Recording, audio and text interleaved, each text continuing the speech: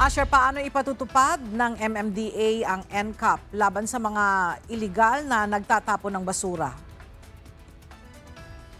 Gagamitin ng Metropolitan Manila Development Authority o MMDA ang 450 closed-circuit television o CCTV camera na nakakalat sa iba't ibang lugar sa Metro Manila. Ito ay laban sa mga magtatapon ng basura sa hindi tamang lugar at oras. Batay na rin yan sa mga kaukulang ordinansa ng mga lokal na pamahalaan. Kung hindi madadaan sa edukasyon sa tamang pagtatapon ng basura, ay huhulihin ng MMDA ang mga lalabag dito.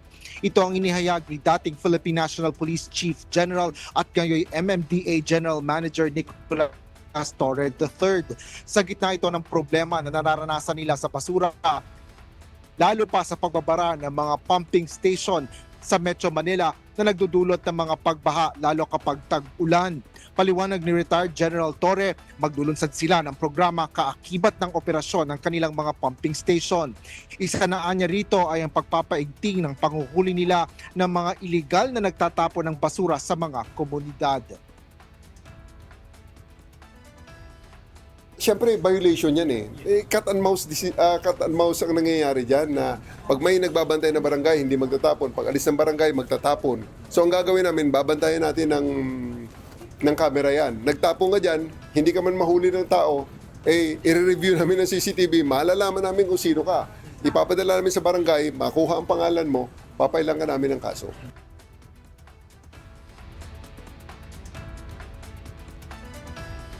Higpit sa pagbabantay laban sa mga iligal na nagtatapon ng basura. Sisimulan anya nila ang information dissemination ngayong linggo.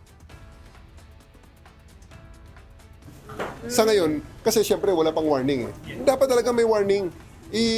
Kaya nga ipapakita namin sa ang command center, yung capability, ipakita namin sa ating mga kababayan yung ating gagawin para they are properly warned na kung dati nakakalusot ka, baka ngayon hindi na.